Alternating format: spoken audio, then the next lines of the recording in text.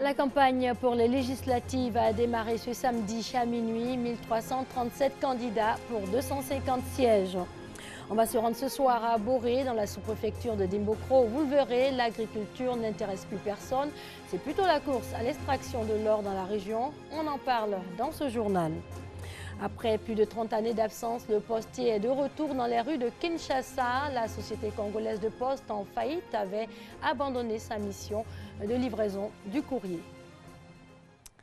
Bonsoir à tous, 19 h, le journal sur RTI 2. Bienvenue à tous. La Côte d'Ivoire va donc renouveler son Parlement. Top départ aujourd'hui pour la campagne pour l'élection des députés à l'Assemblée nationale. Cette année, l'on enregistre un nombre élevé de candidats, 1337 candidats pour 250 sièges. La campagne pour les législatives s'est donc ouverte ce samedi 10 décembre. Les candidats sont appelés à une campagne électorale apaisée dans le strict respect du Code de bonne conduite en période électorale. L'RTI, elle, s'est organisée en vue d'assurer une égalité d'accès aux candidats. La radiodiffusion-télévision ivoirienne qui a déployé 28 équipes sur le terrain. Herman Guivet. La radiodiffusion-télévision ivoirienne, RTI, est au cœur des élections législatives. Afin de réussir sa mission de service public au regard des contraintes liées au grand nombre de candidats et à la durée de la campagne électorale, une semaine, la RTI a retenu les dispositions suivantes pour une couverture efficiente de cette campagne. Ainsi donc, 28 équipes ont été déployées sur l'ensemble du territoire avec pour base principale les chefs-lieux de région. Pendant la durée de la campagne, le principe de traitement est de ne retenir que les candidats des chefs-lieux de région. À cet effet, le mode opératoire est que si une localité est retenue, les activités de tous les candidats de celle-ci soient couvertes dans les mêmes conditions pour chaque candidat. En tout état de cause, la radiodiffusion-télévision ivoirienne, RTI, s'emploiera à traiter au mieux cet événement majeur. Ce 10 décembre également, l'on célèbre la Journée mondiale des droits de l'homme. La Déclaration universelle des droits de l'homme adoptée par l'Assemblée générale des Nations unies en 1948 est à son 68e anniversaire.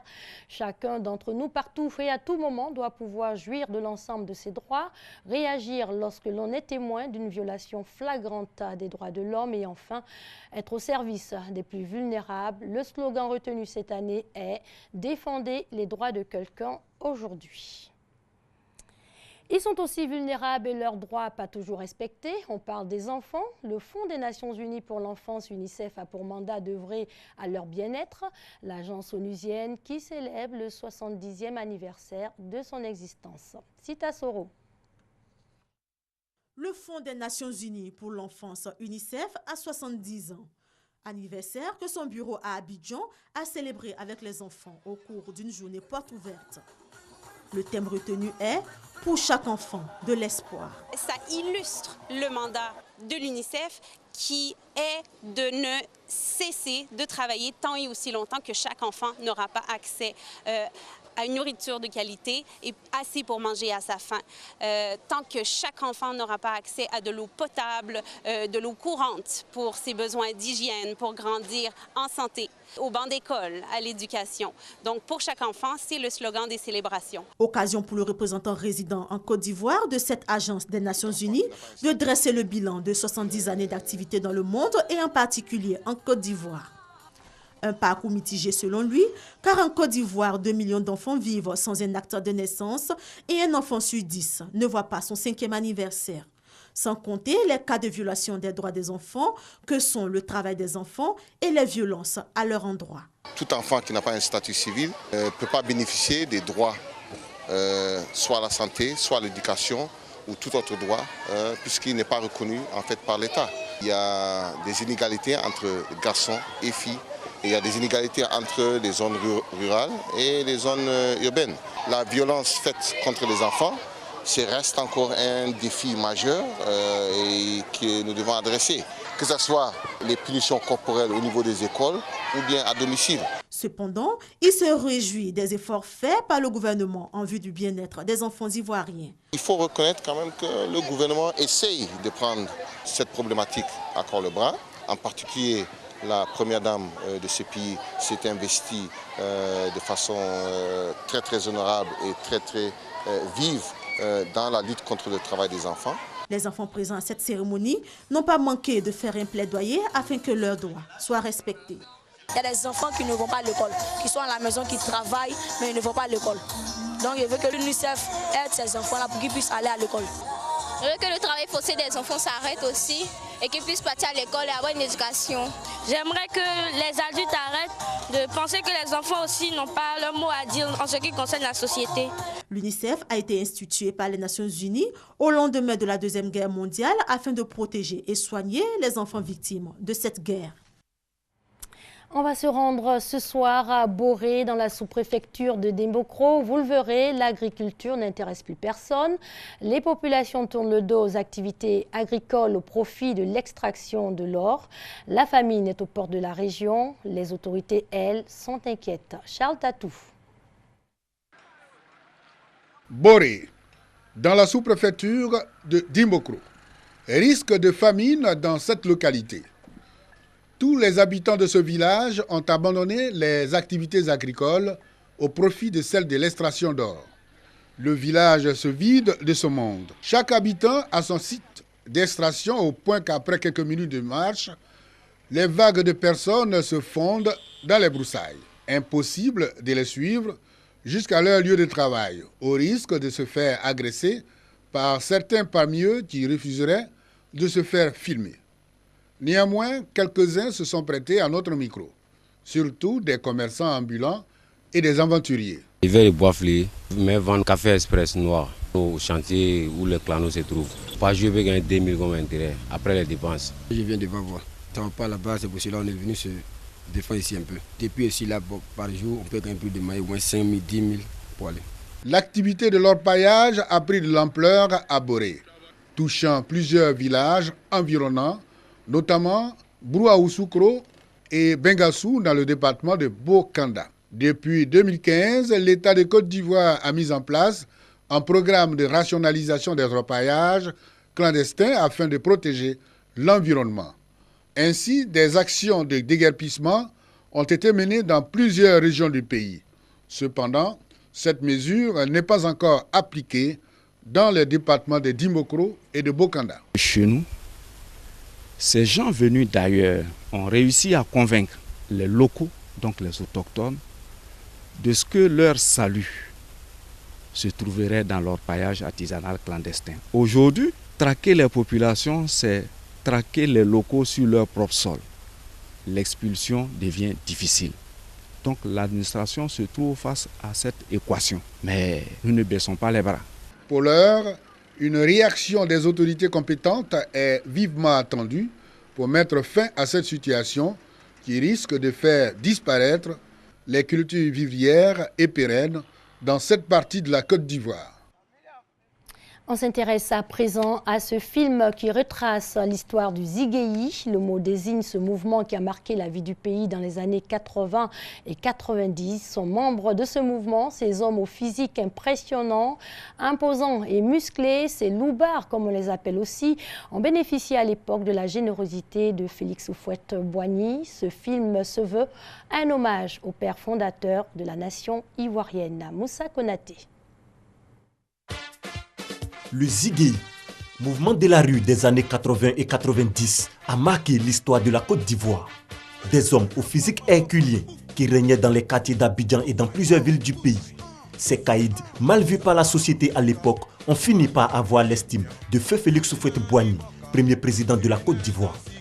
Vous êtes un père pour nous. C'est grâce à ce père-là qu'aujourd'hui, nous sommes ce que nous sommes. Nous sommes devenus aujourd'hui des hommes. Parce que beaucoup sont en Europe, beaucoup travaillent et que ça nous a permis de quitter la rue. Il faut être vraiment quelqu'un de visionnaire et quelqu'un qui nous a beaucoup sauvés. Comment ces loubards ont bénéficié de l'admiration du père de la nation? Qui sont les Ziguéi et qu'ont-ils apporté à la culture ivoirienne? Les réponses à ces interrogations dans ce film documentaire, Les enfants d'Oufou. Houphouët, c'est le premier père de la nation.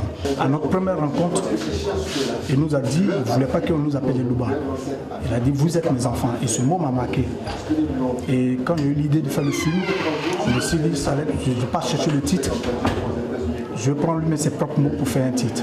Fruit de 10 années de recherche, l'œuvre cinématographique à travers images et témoignages retrace l'histoire de cette philosophie. On peut affirmer que ce mouvement est le déclic de la musique urbaine de Côte d'Ivoire.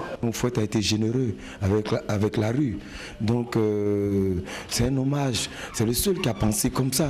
Pour la famille Ziggy, Félix Houphouët-Boigny ou Don Féfal, comme il l'appelait, est celui qui a donné un nouveau sens à l'existence des hommes de la rue. La projection de ce film, ce 7 décembre 2016, a donc tout son sens. Ce jour marque la date anniversaire du décès du père de la Côte d'Ivoire, Modène. En image au Ghana, c'est l'opposant Nana Akufo-Addo, 72 ans, qui remporte l'élection présidentielle. Il a obtenu 53,8% des voix contre 44,4% pour le président sortant John Dramani Mahama. Libéral, le candidat de l'opposition, a promis de relancer la croissance et de créer de l'emploi.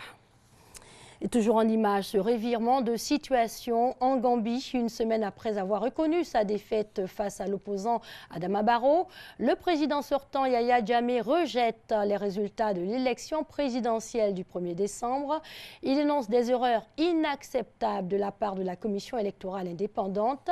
Cette dernière avait reconnu des erreurs et l'écart entre Adama Barrow et Yahya Jammeh, qui était de 60 000 voix, était passé à 20 000. Yahya Jammeh réclame la tenue d'une nouvelle élection. En République démocratique du Congo, après plus de 30 ans d'absence, le postier est de retour dans les rues de Kinshasa. La société congolaise de poste et de télécommunications en faillite avait abandonné sa mission de livraison du courrier. Le facteur est de retour à Kinshasa, un sujet de nos confrères de l'agence France Presse. Il n'était pas passé depuis plus de 30 ans. Le postier de Kinshasa a repris sa tournée, interrompue par la faillite de la société congolaise de poste et de télécommunications. Certains jeunes n'ont même jamais vu un facteur de leur vie. Depuis que je suis née, auparavant, j'attendais mes parents parler de cela. Par contre, moi, je n'ai pas eu cette occasion de recevoir des courriers par la poste. C'est une première. C'est ça. Réanimés par une nouvelle direction, les locaux de la poste congolaise reprennent vie. Pendant plus de 6 ans, les 1300 employés ne recevaient plus de salaire. Alors, ils venaient se payer en prenant les objets de valeur dans les colis et les rares courriers livrés. Parce qu'il y avait des irrégularités au niveau du travail. Et souvent, les colis n'arrivaient pas ou bien les courriers se perdaient comme ça, on ne savait pas, il n'y avait pas de traces. Et les clients ne nous faisaient plus confiance. Encore endettée, la Poste se lance à la reconquête de ce marché, longtemps abandonné aux sociétés privées. Elle compte sur la densité de son réseau pour étendre ce service courrier dans les grandes villes du pays. Nous avons relancé la machine. Les plans d'acheminement, les nouveaux accords signés avec les transporteurs. Nous avons réhabilité des bureaux de poste un peu partout. Même quand ce n'est pas encore réhabilité, le postier, lui, est déjà engagé dans une nouvelle aventure. Si le postier est bien de retour, il faudra maintenant reconquérir la confiance des Congolais après des décennies de dysfonctionnement.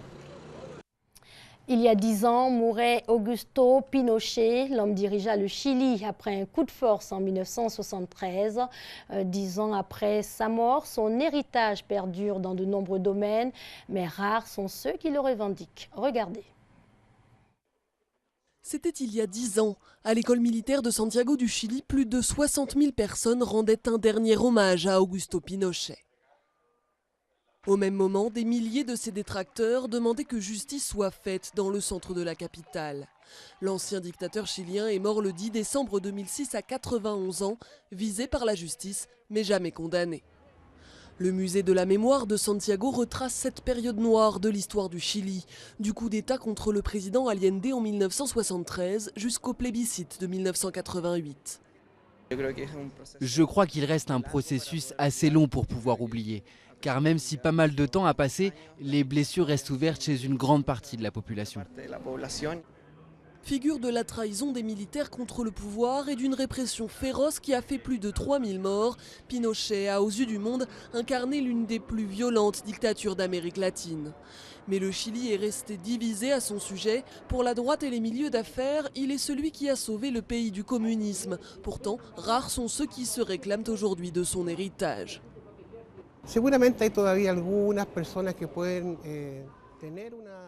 Il y a sûrement encore quelques personnes qui adhèrent à ce qu'il a fait, qui sont nationalistes ou très autoritaires ou fascistes. Mais la grande majorité du pays comprend que ce qu'il représente est la négation de la démocratie et la violation des droits de l'homme. C'est son arrestation en 1998 en Angleterre qui marque un tournant. Pinochet sera alors détenu pendant 500 jours avant d'être libéré pour des raisons de santé. Pourtant au Chili, les plaintes pour atteinte aux droits de l'homme et de fraude fiscale après la découverte de comptes secrets à l'étranger s'accumulent. Le personnage est très difficile à défendre sur le plan international et le monde l'a déjà jugé. Ce jugement avait déjà eu lieu en 1973, mais je dirais qu'il a été confirmé avec l'arrestation de 1998 et par la manière dont il est revenu au Chili. Rappelons qu'il est rentré pour des raisons humanitaires, pas parce qu'on l'avait déclaré innocent. Les responsables du régime sont aujourd'hui en prison. Le Chili peine encore à refermer le chapitre Pinochet. Son héritage politique perdure.